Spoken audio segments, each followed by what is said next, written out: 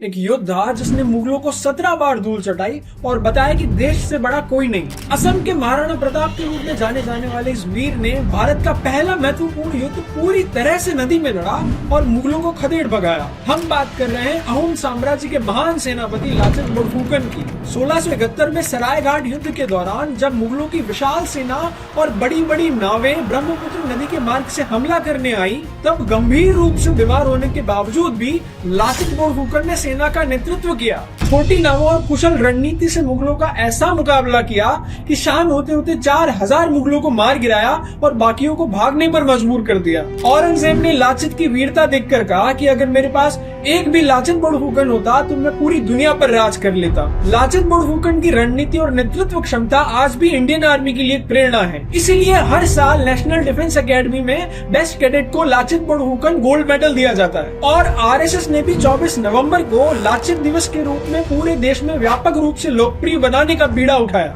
2022 में उनकी 400वीं जयंती पर प्रधानमंत्री नरेंद्र मोदी ने उन्हें सम्मानित करते हुए कहा कि लाचित बोरफुकन भारत के महान योद्धाओं में से एक हैं। उनके बलिदान और साहस को हमेशा याद रखा जाएगा। कल पूरे देश में वीर लाचित बोरफुकन की 400वीं जन्म जयंती मनाई गई।